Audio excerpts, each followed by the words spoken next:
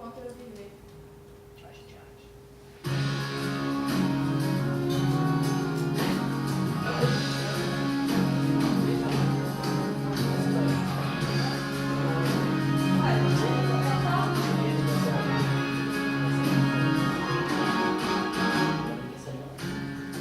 Enquanto eu viver, teu nome louvarei. Nada me impedirá de sempre adorar, Senhor.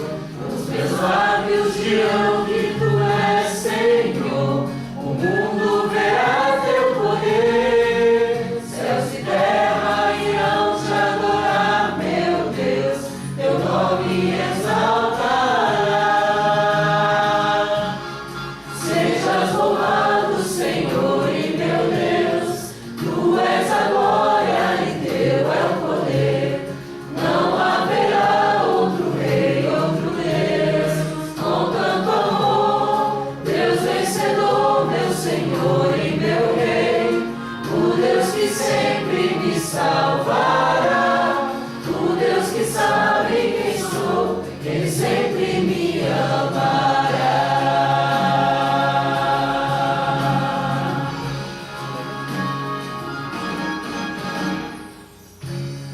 Tu és o Salvador, eu sempre amo louvor. Meus lábios cantarão em teu louvor, Salvador. As vitórias que eu alcançar aqui irão me lembrar quem tu és, pois vitórias sem ti não existirão. És o Deus que jamais perderá. Sejas louvado, Senhor e meu Deus. Tu és a glória e teu é o poder. Não haverá outro rei, outro Deus. Com tanto amor, Deus vencedor, meu Senhor e meu Rei. O Deus que sempre me salvará. O Deus que sabe quem sou, Ele sempre me amará. Sejas louvado, Senhor e meu Deus. Tu és a glória e teu é o poder. Não haverá outro rei, outro Deus. Com tanto amor, Deus vencedor, meu Senhor e meu Rei. O Deus que sempre me salvará. O Deus que sabe quem sou, Ele sempre me amará. O Deus que sabe quem sou, Ele sempre me amará.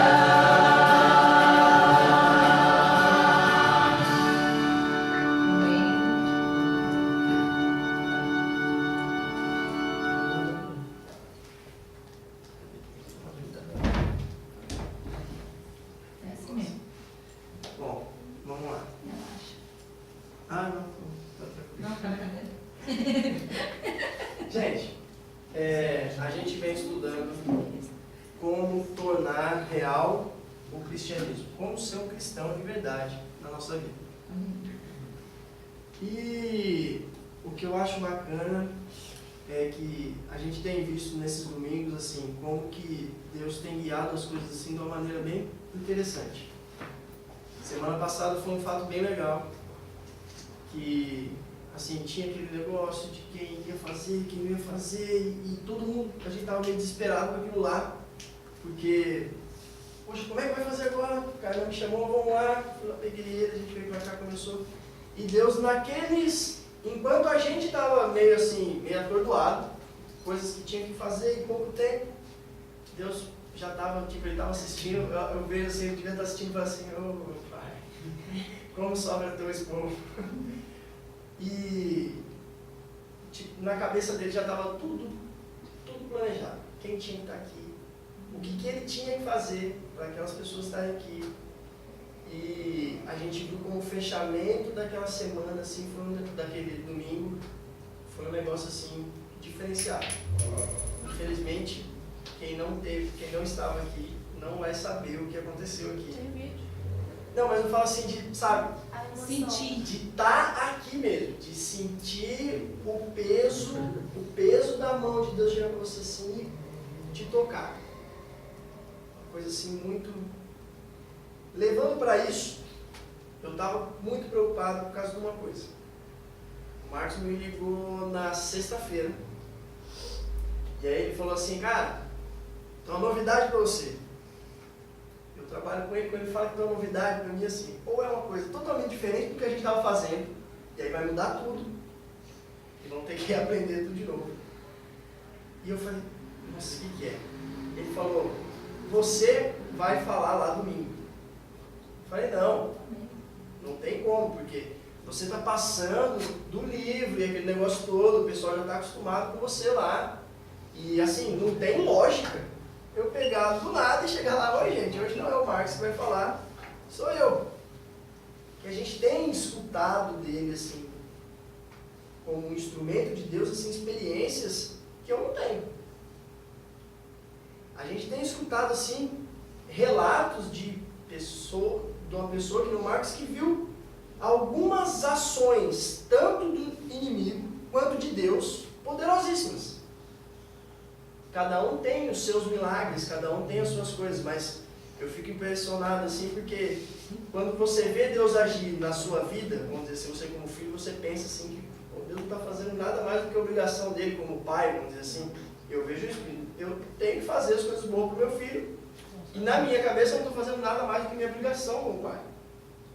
E a gente às vezes pode ter isso com Deus. E quando você vê o inimigo agindo, parece que você fica mais temeroso, porque você vê que não é só que a gente fala que Deus está aqui e o inimigo também, só quando você vê uma ação que você acredita mesmo naquilo. Então, eu espero que nenhum de vocês tenham que sentir a ação do inimigo para sentir a presença de Deus. E teve uma frase que o Marcos usou, que a gente vai continuar com ela hoje, que usam aqueles termos, né? A impressão que dá é que eu orei e minha oração não passou do teto. E a frase para mim que ele usou domingo passado, foi que a minha oração não precisa passar do teto. Porque Deus, para mim, Ele não está no céu, Deus está comigo. Então, não precisa nem falar, cochiche, Deus está do teu lado. Semana toda, Ele vai estar do teu lado. O que, infelizmente, não vai ser o suficiente para que você não erre. E aí eu coloquei no grupo lá uma pergunta a respeito do que é arrependimento. Do que eu tenho que fazer para me arrepender dos meus pecados, ou o que é o arrepender-se do pecado. Aí eu tive até algumas, digamos assim, algumas ideias assim, bem extremas, né, Blas? Assim, se arrepender do pecado... Você não perguntou a visão de quem? Eu não! mesmo. Assim, a gente teve uns negócios tipo assim, chicotada, né? Uns negócios assim bem desnecessários. Todo mundo consegue. Vocês vão entender hoje o que eu espero, né? Mas eu espero muito mesmo que vocês entendam hoje o que é arrependimento. Nesse capítulo que a gente está estudando o livro, não sei quantos estão acompanhando, a gente está no capítulo 4, se eu não me engano. É isso mesmo, capítulo 4.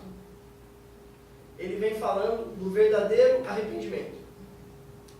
E ele começa, no meio desse capítulo, ele conta uma história de um fato que aconteceu com um escritor, onde ele magoou uma das professoras dele do colégio. E acabou falando, assim, de maneira mal educada, com uma das professoras. E a professora dele chegou para ele e fala assim, ó, eu quero que você vá lá, e você vai falar para a professora que você está arrependido do que você falou. Você vai lá, vai olhar para ela e vai falar assim, ó, professora, me desculpa, eu estou arrependido. Alguém aqui já recebeu uma ordem dessa? Ó, vai lá, pede desculpa, fala que você está arrependido.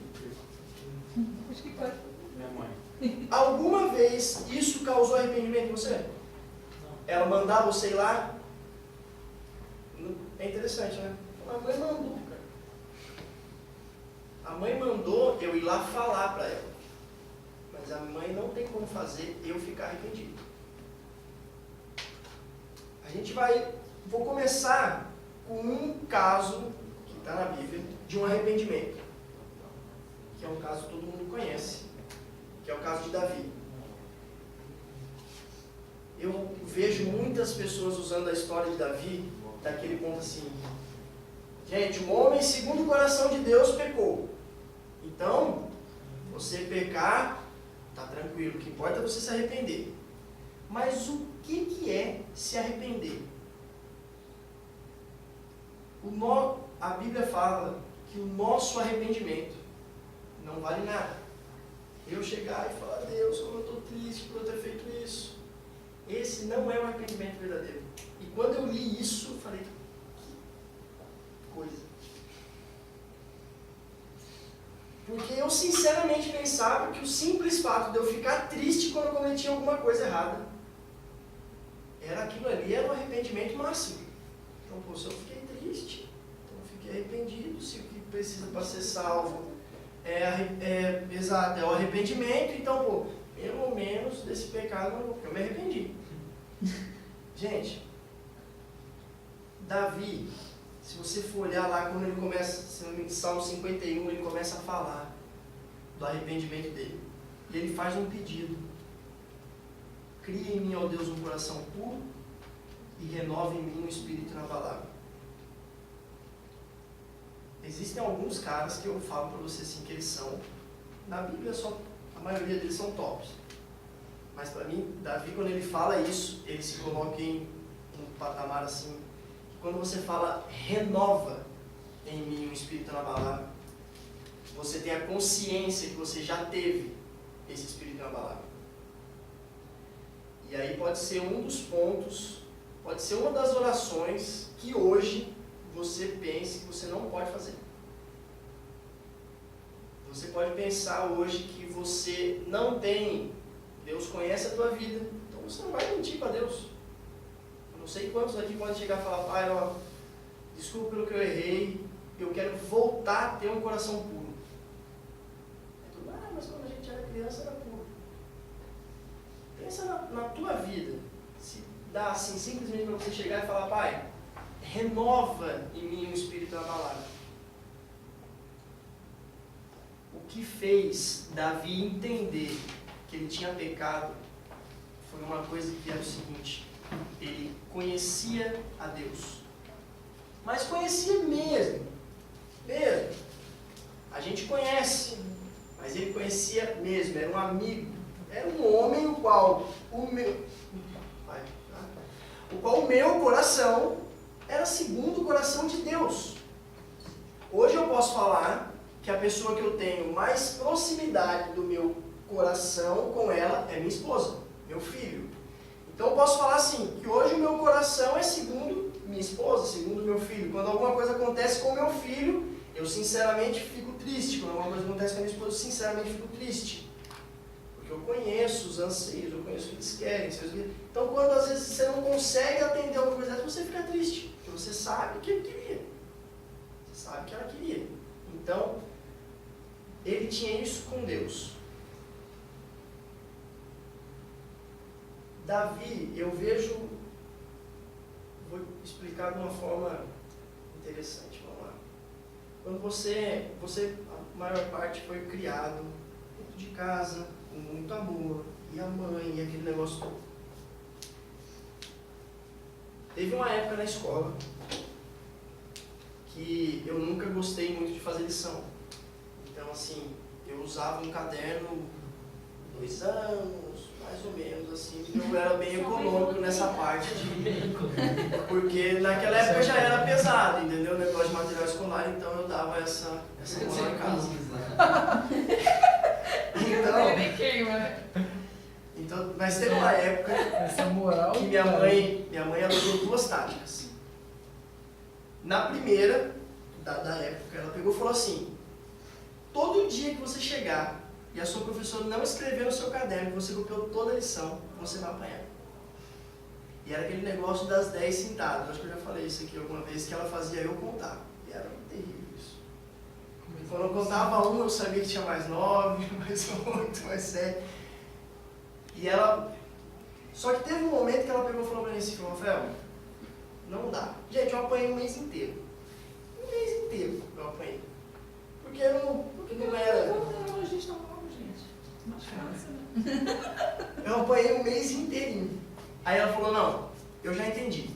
Com você não adianta bater. Eu vou fazer o seguinte, eu vou te dar um presente que você escolher todo dia que você chegar da escola. Pena que isso durou só um dia. Por quê? Quando eu chego em casa, imagina que surpresa, eu não tinha copiado a lição. Não tinha feito nada mais um dia. Mesmo sabendo que eu não ia apanhar e sabendo que eu ia ganhar um presente, eu não tinha feito a lição mais um dia. Minhas professoras falavam, Rafael é muito inteligente, mas se perguntar para ele quantos blocos tem nessa sala, ele deve saber. Nossa, é de família. Gente, é de família. Inclusive a parte do muito inteligente. A modéstia também. Mas o que... Eu não vou falar que eu passei a ser um filho, assim, aplicado nos estudos. Mas, quando eu cheguei em casa, minha mãe perguntou assim, por que você não fez? Aí eu falei assim, mãe, vou te explicar. Isso eu tinha, acho que uns 8 ou 10 anos. Mãe, eu vou te explicar. Eu estava na sala, como a senhora falou que ia me dar um presente assim que eu copiasse, eu fiquei pensando o que eu ia querer ganhar quando eu chegasse em casa. Só que, mãe, eu pensei em tanta coisa, que quando eu vi, o sinal tocou. E assim, eu não sei nem o que eu ia pedir, agora eu não sei.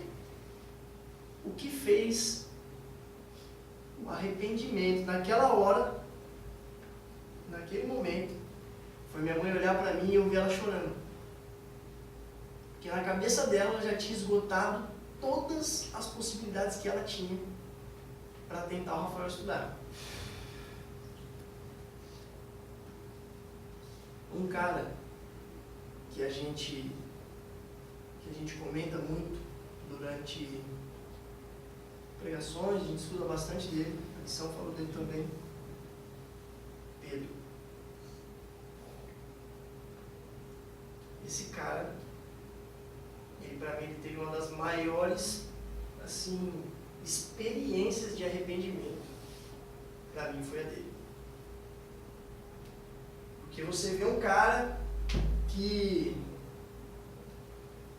o mestre chega para ele e fala, Pedro, vai acontecer um negócio assim, você vai me negar. Ah, tá maluco?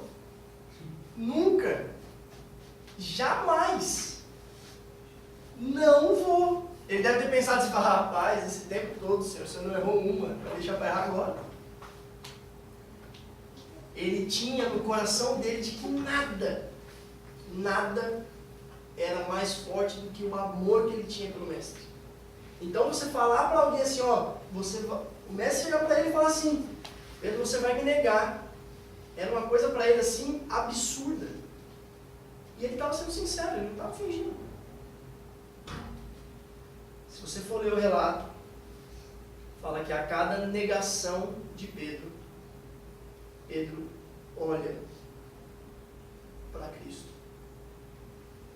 E ele não olha para aquele Cristo tranquilo e tal. Ele já tinha apanhado muito naquele processo, ele já tinha apanhado demais. Então eu penso assim que ele tinha aqueles flashes, né, do rosto limpo, comum, e daquele rosto que ele estava vendo. E aquilo devia incomodar demais. E a cada vez, esse aqui é o não sou. E ele vai saindo e tal. E quando ele nega a terceira vez, ele escuta aquele som assim que eu acho, para cada um é uma coisa. Agora, Pedro daquele dia, toda vez que ele escutava um galo cantar, acho que para ele era uma, assim, a pior coisa, o pior som do mundo.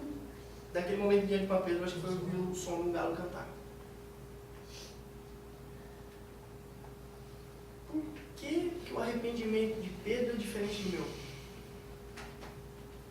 Porque o simples fato de eu ficar triste quando eu erro não se compara ao arrependimento de Pedro. Pedro vivia com Jesus. Filhos que convivem, sabe que pode aprontar de tudo.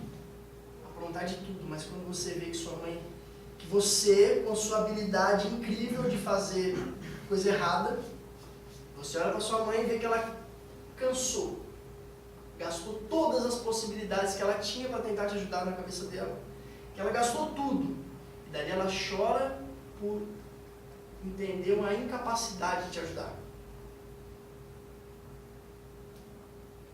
Esse arrependimento ele é verdadeiro. A gente tem que entender que a gente não é capaz nem de se arrepender por si só. Quem dirá que não errar?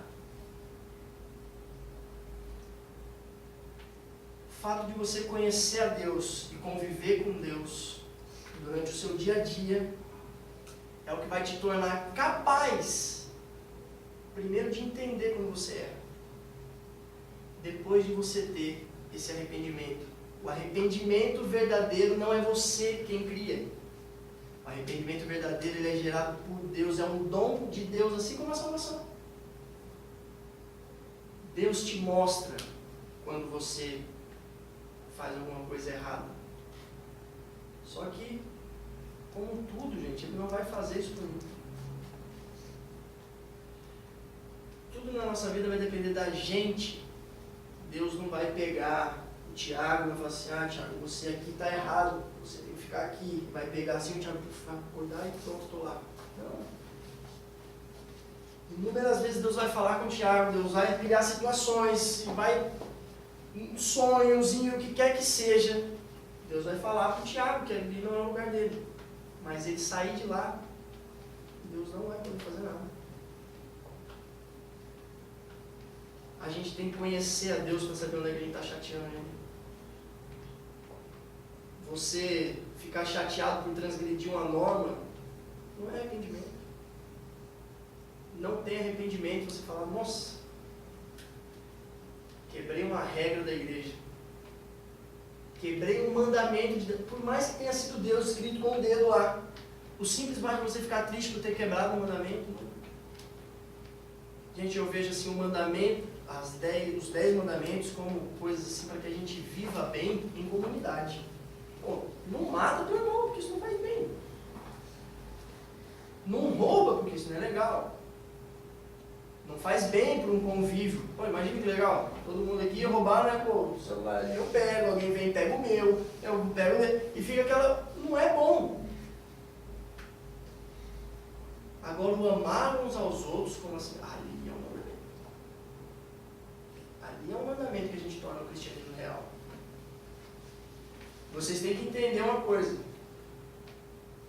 A gente brinca até um pouco com a Georgia com questão disso. Que a Georgia, tudo que você vai falar, se tem uma coisa ruim para a Georgia, fala assim que alguém mata.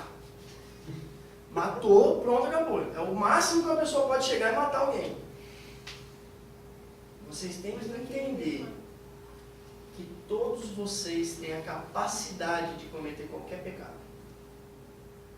Qualquer um deles, inclusive matar. Pode ser que eu não vou pegar pura e espontânea, não gostei daquele cara, vou matar ele. Mas, e se alguém mexe com um filho meu?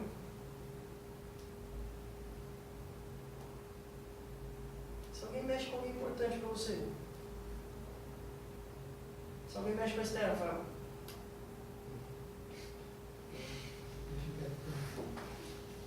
Consegue entender? A gente se acha, a gente é cristão, adventista, a gente se acha bonzinho demais. Tudo bem, eu posso fazer minhas coisas erradas, mas matar eu não vou, sei lá. O que falta para alguém matar? Às vezes é um incentivo, um gatilho. Para mim é meu filho, Rafael pode ser a irmã mais nova dele. Para cada um aqui pode ter uma ação que desencadeie o matar. Todos nós temos que entender que a gente é capaz de fazer qualquer coisa errada. E que a gente precisa, não é que a gente tem que buscar, não.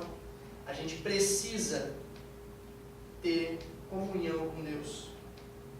Que é a única pessoa, o único ser que pode salvar a gente disso é Ele. Pensa que se Deus está do meu lado, mesmo assim eu sou capaz de fazer uma coisa errada. E se enquanto Deus está aqui, eu estiver aqui? Qual que é a probabilidade de eu fazer alguma coisa errada? É muito maior.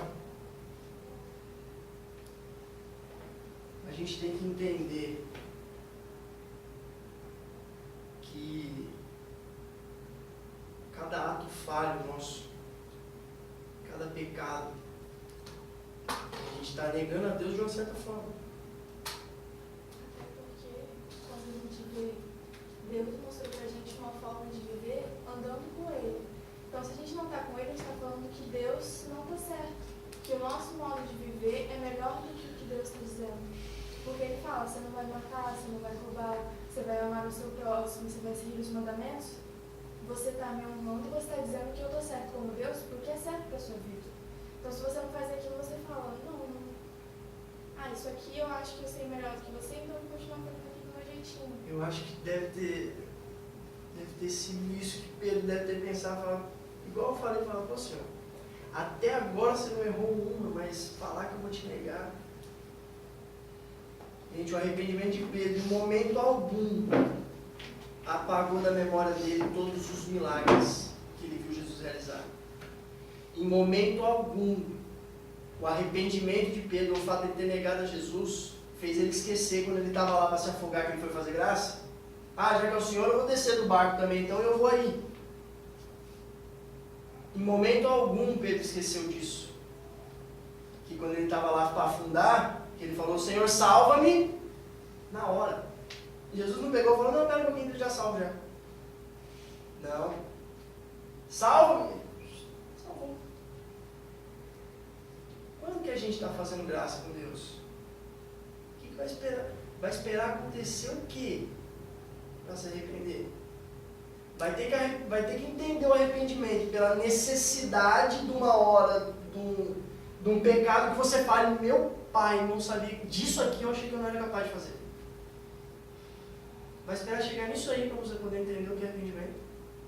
Para você entender que você está lá afundando, é só falar salva-me que ele vai pegar e vai te salvar.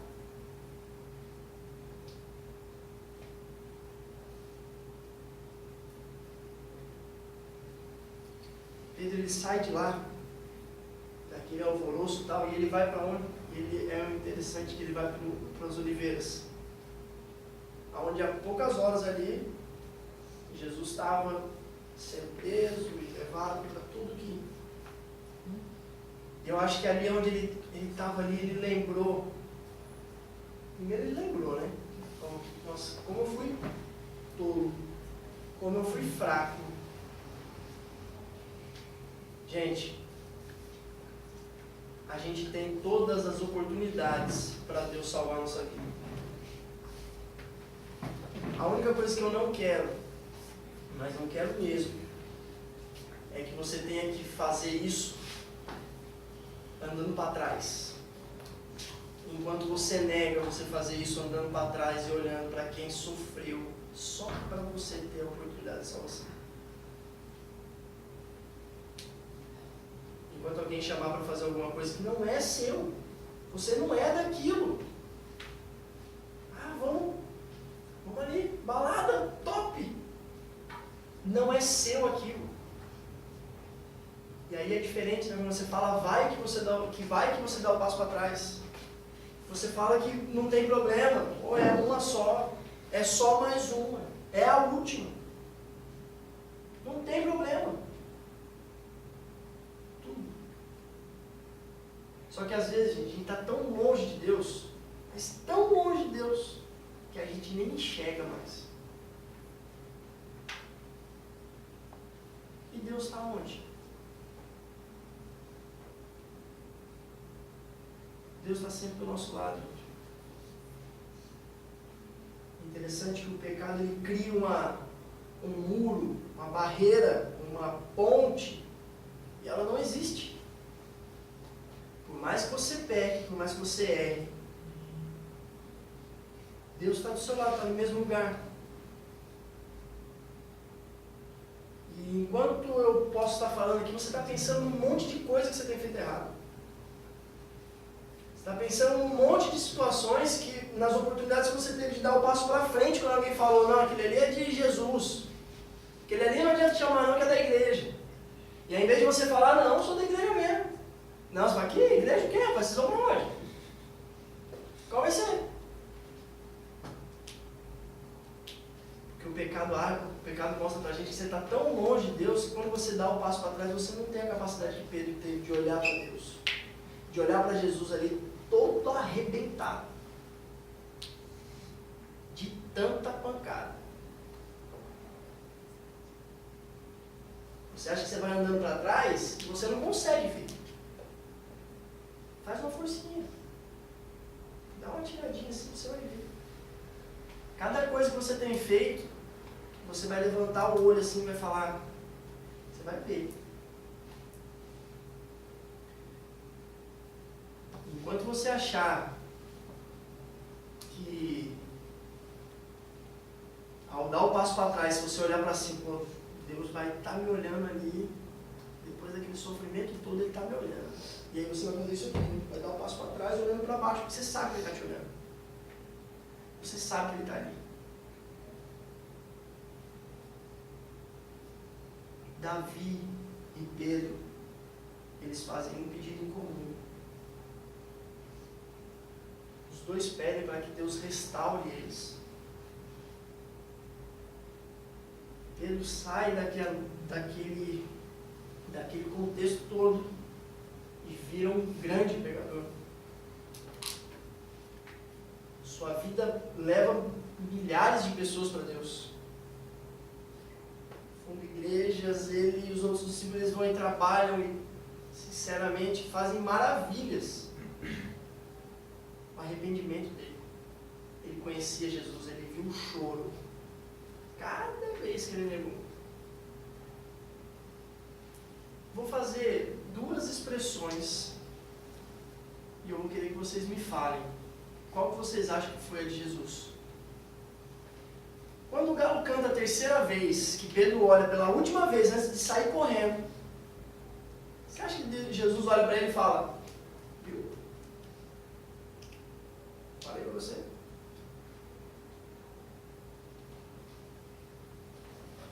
Ou vocês pensam que Jesus no olhar dele faz assim, para Pedro?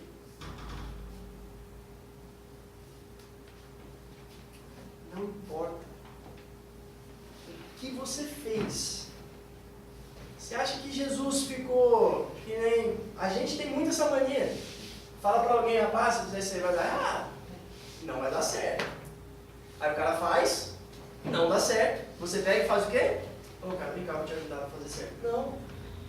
Infelizmente, não. Falei que ia dar merda. Te avisei. Agora vai, trouxa, se vira aí. Irmão faz isso, tá? Faz. Onde faz? Amigo faz isso. Eu com meu pai faço isso. A gente trabalha junto, então às vezes ele faz um negócio lá, pô, isso aí não vai dar certo. Aí não dá certo, fala, tá vendo aí? Agora eu vou ter que arrumar. Pô. É incrível como parece que a gente não aprende nada. Poxa, se quando alguém errar, você pegar e falar assim, tá vendo aí, trouxa, você errou. O que você está acrescentando na vida dessa pessoa? Você não está acrescentando nada. Nada. Você está simplesmente ali sendo mais um instrumento para ele terminar de se afastar. A gente vê isso que às vezes a gente tem jovens que vivem aquela vida de agente secreto. Certo? Então, aqui na igreja tudo bonitinho, legal e tal, mas a gente sabe que, né, nos seus meios lá, os caras quebram tudo, faz o que quiser e pronto, acabou. E aí você vai chegar pro cara e vai falar assim, bonito, né, cara? Aqui na igreja você quer ser bonitinho, mas eu sei que você está quebrando. Vai, trouxa, você vai pro inferno. Sabe o que você dizer? Vai pro inferno. Você continua assim, palhaço. Olha pra... Continua assim. Gente, quem está me usando? Pode falar, não tem problema, pode falar quem está me usando. Vai, continua assim, entendeu? Vai, continua quebrando. Quem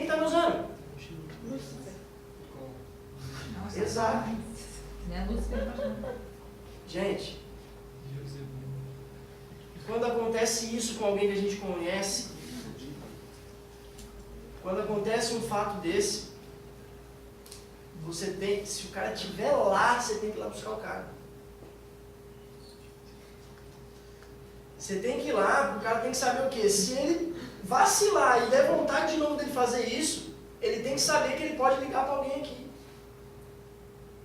Eu tenho que saber, se um dia eu for aprontar alguma coisa, que eu posso ligar pro Plástico, eu posso ligar pro Duca, eu posso ligar pro Edivar Vitinho, ó, tô pra fazer merda, bicho. Me ajuda aí. Fala pra ele. Dá teus pulos.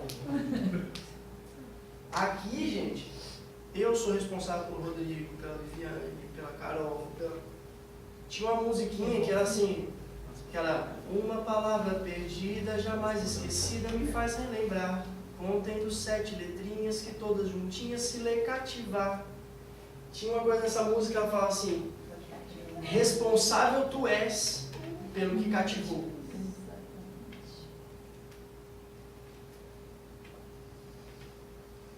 Responsável.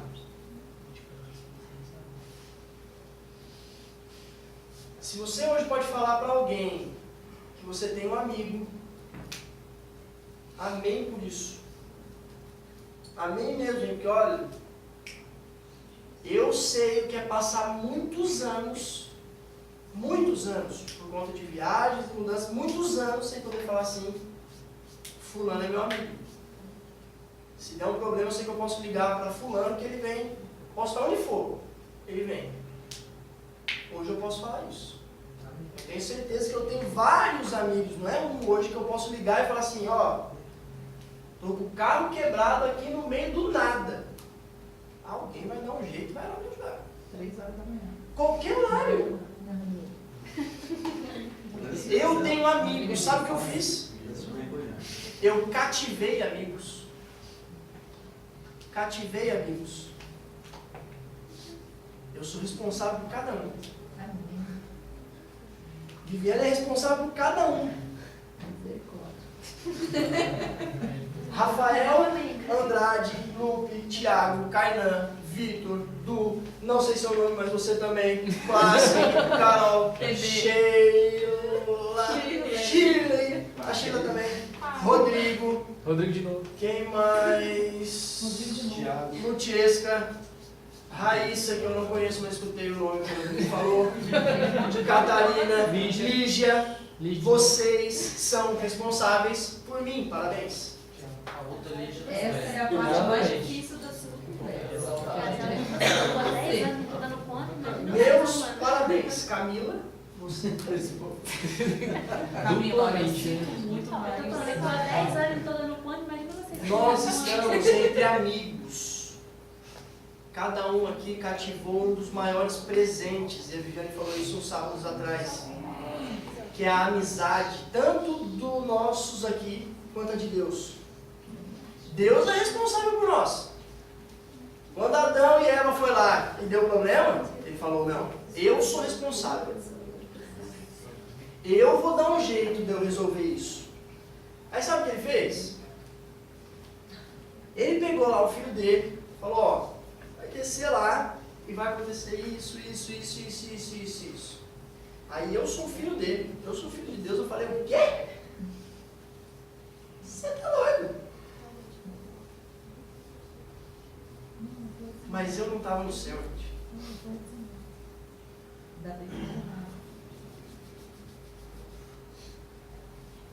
Eu acho que para o pai o filho é a coisa mais...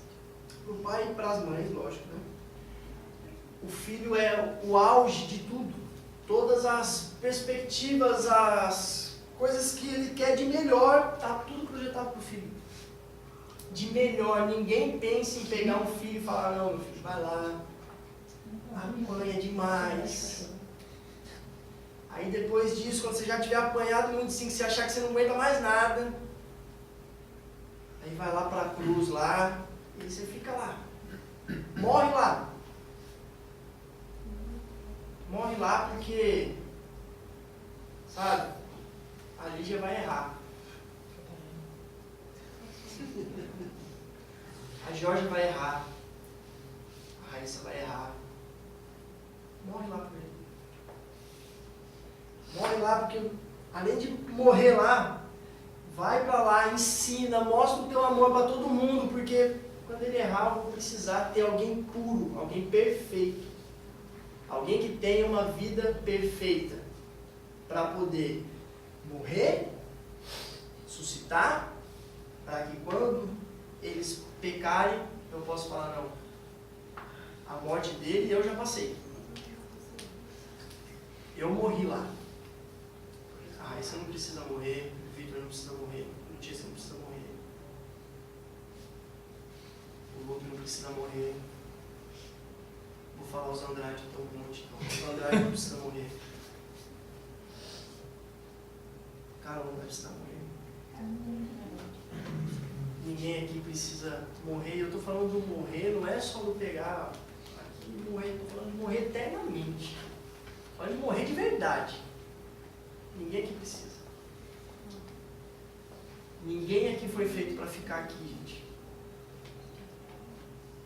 E eu falo quando alguém me pergunta, Rafael, por que você não volta para São Paulo? Rafael, por que você não volta para o Paraná? Rafael, por que você não volta para...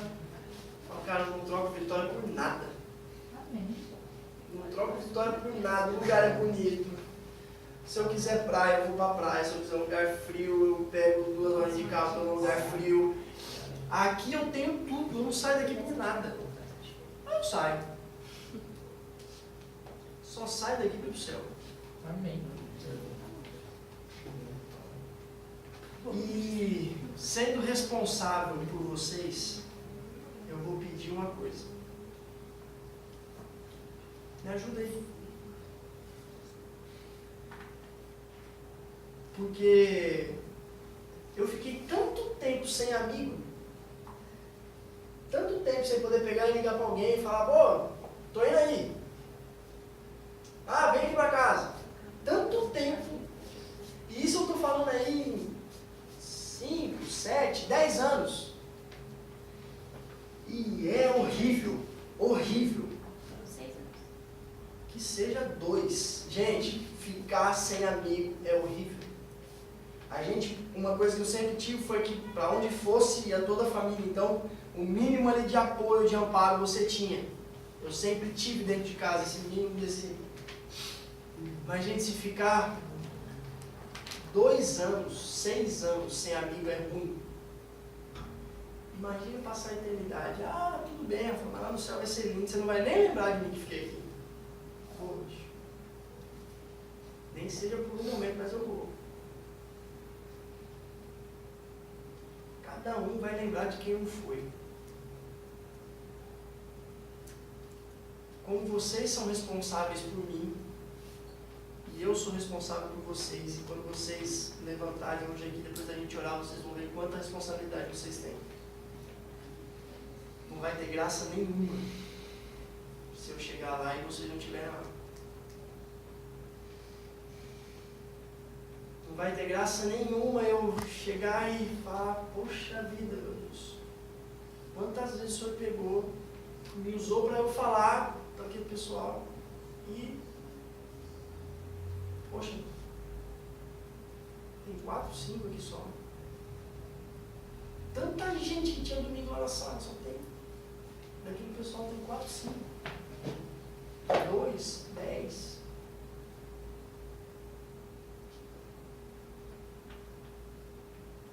Entendam o arrependimento verdadeiro por essas histórias que eu contei hoje para vocês.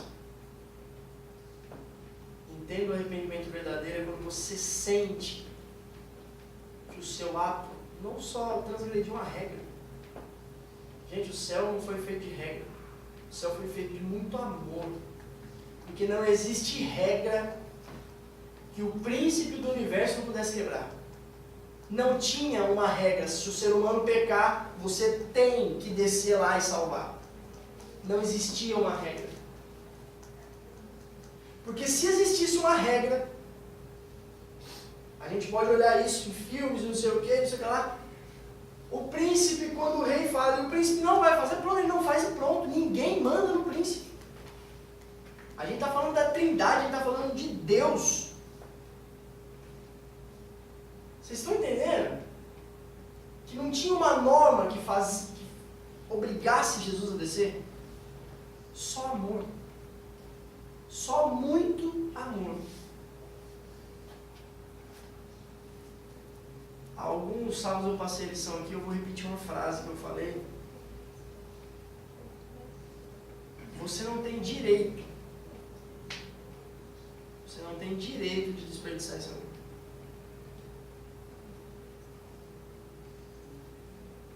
Você tem o livre-arbítrio, mas você não tem direito de alguém morrer por você e você simplesmente não ligar. Você simplesmente largar isso pra lá. Caramba, morreu, morreu.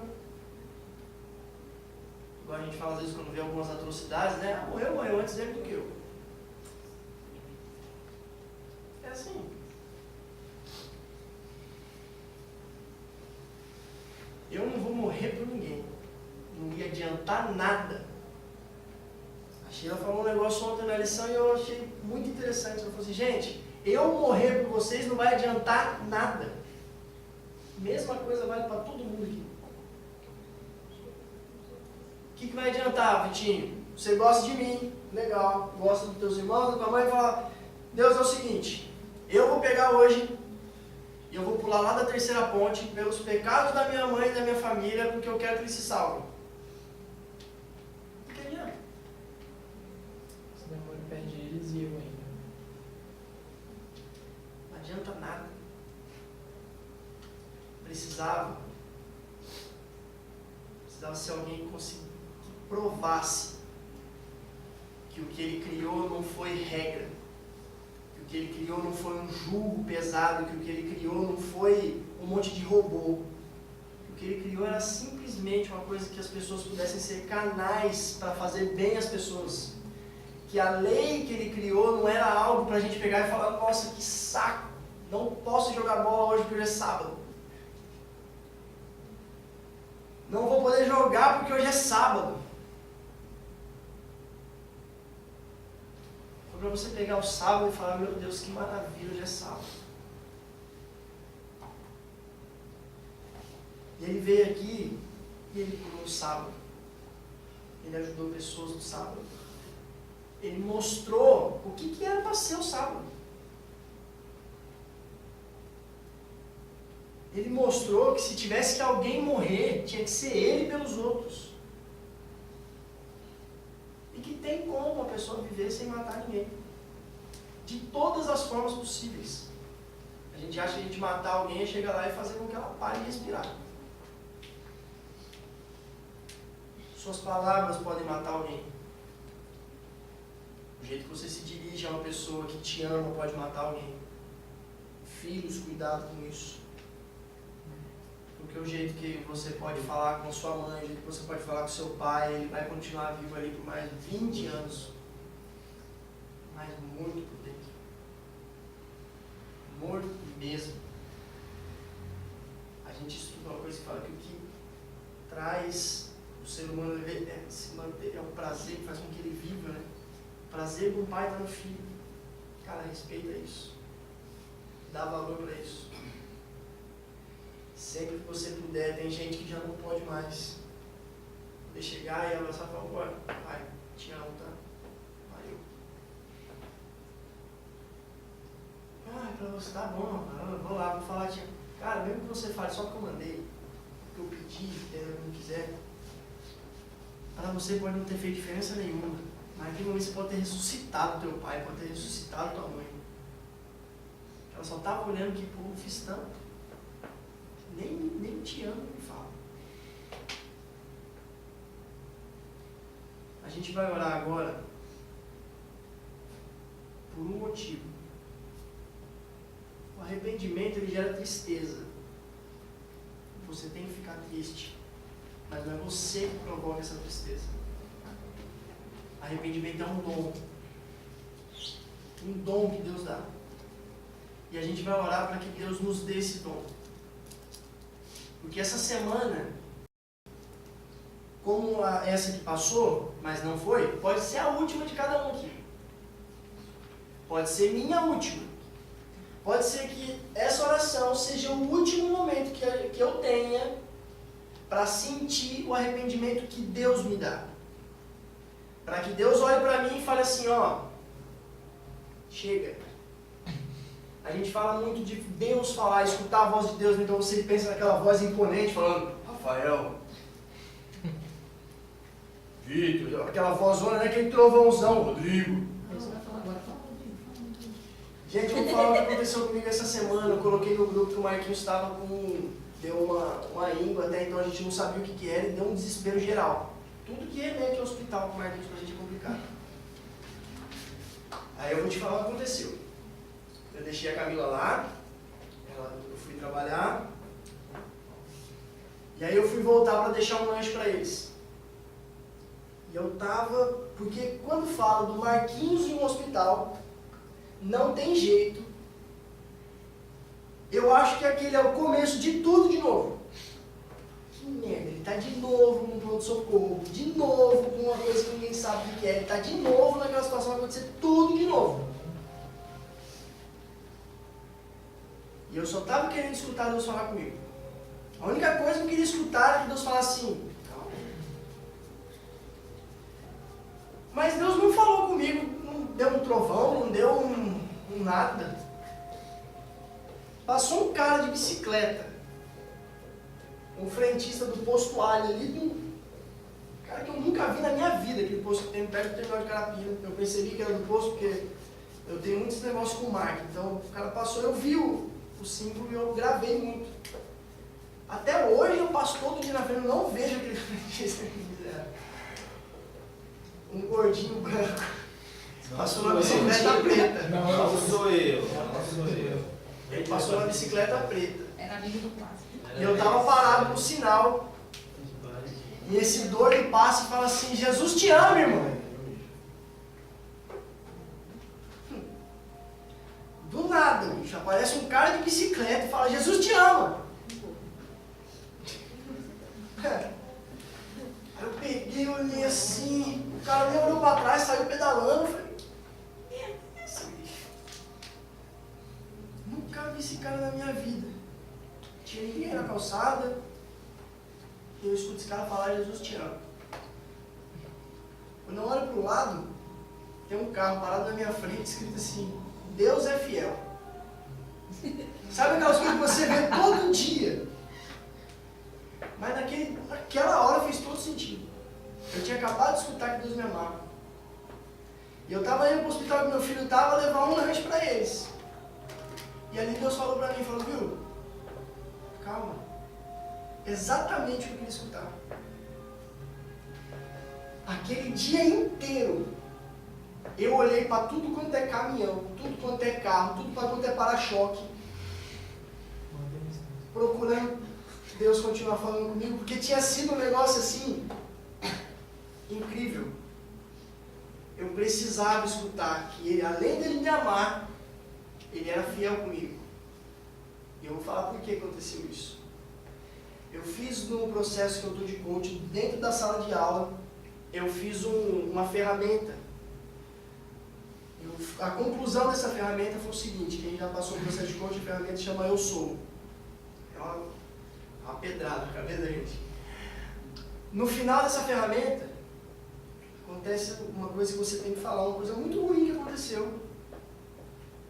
E falar quem que você acha que Deus planejou.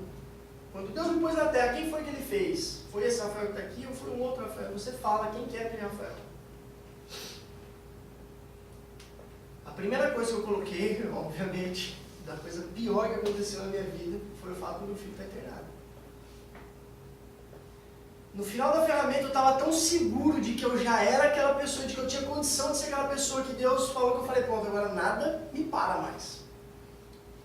Na conclusão, meu coach chegou e falou para mim assim, só que a partir de agora, você é alvo de Satanás. Porque ele tem medo do que você pode fazer. Ele tem medo das pessoas que você pode salvar. Porque ele não quer que essas pessoas sejam salvas. E ele vai usar de tudo. Cara, quando ele falou que vai usar de tudo.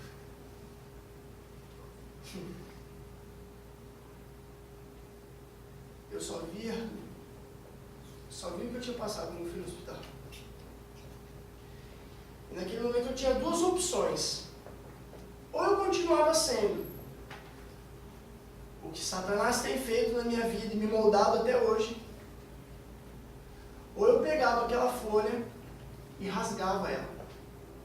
A partir do momento que eu soubesse de que eu rasgando aquela folha eu seria alvo de novo. Eu vou falar, por muito tempo eu deixei de ser esse alvo. Eu já era lá, o negócio tá lá no canal, deixa que ele tá quietinho. Eu deixei de ser esse alvo durante muito tempo. E interessante que eu peguei e falei, não. Por mais que isso seja bom, eu não vou rasgar. Não vou rasgar. Só que ele falou uma coisa pra mim. Ele falou, cara, a partir de hoje, Deus está tão perto de você. Deus é tão fiel a você que Ele vai te honrar. Você pode ficar tranquilo. Eu mandei para ele logo de manhã, quando o Marquinhos foi para o hospital. Eu falei, cara, começou. Ele vai começar de novo, tudo de novo. O Marquinhos está no hospital, ninguém sabe o que é, ele vai começar tudo de novo. E naquele momento foi aquele negócio, pô, mas eu tô pelo menos tentando, tô me esforçando tanto para ficar mais perto de Deus, não é possível para começar tudo de novo. E quando eu estou chegando, eu escuto que Deus me ama e que Ele é fiel. Deus ama cada um aqui, Deus é fiel a cada um aqui. Vamos levantar para a gente orar e pedir que esse arrependimento seja real, que a gente sinta, cada um escute durante essa semana que Deus ama vocês, que Ele é fiel a cada um aqui.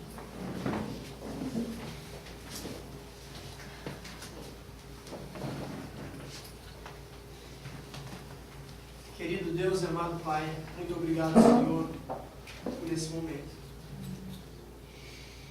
Senhor, obrigado porque mais uma vez o Senhor falou a esses jovens, falou a todos nós, de maneira que cada um aqui sabe, Pai, o que tem que fazer nessa semana. Cada um aqui sabe que não vai adiantar chegar em casa e jogar tudo fora, fazer aquele arrependimento dele, porque isso não vai valer, Senhor, porque ele tem que conhecer o Senhor, que ele tem que receber do Senhor esse arrependimento. Age em cada um aqui, Pai, para que esse arrependimento ele seja tão transformador, tão forte, que se eles pensem, se eles tenham dúvida que eles são capazes de ser salvos, que eles tenham certeza, Pai, de que eles são capazes de ser salvos. Agradeço, Pai, pelo sacrifício. Agradeço por o Senhor ser fiel. Agradeço por o Senhor estar presente. Também peço, Pai, para que o Senhor fale a cada um aqui, da maneira que cada um escutar, daquela maneira que o Senhor sabe. Eu não sei o que é escutar a voz do Senhor aqui para cada um. Eu sei o que foi para mim. Eu sei o que é ficar uns 15 dias atrás do frentista e eu não encontrar ele.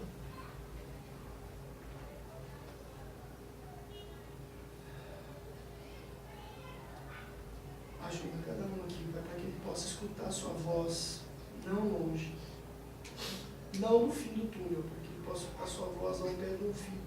Amém. Que ele sinta a tua presença, Pai, em cada decisão, que ele sinta a tua presença em cada coisa que ele vier a fazer. E que, a partir de hoje, Pai, cada um aqui torne mais fácil, mais leve o fardo da responsabilidade para os seus amigos. Abençoa cada um, abençoa essa semana que vai ser maravilhosa para todos, Pai. E se por algum motivo, de alguma forma, o inimigo tentar impedir que essa semana seja realmente maravilhosa para todo mundo, todos dessa sala, que o Senhor mostre aonde que o Senhor está aplicando a tua força, o teu poder, porque o Senhor é fiel a todos, e que eles possam ver, que eles possam ouvir. Eu te peço, Pai, essas bênçãos em nome de Jesus.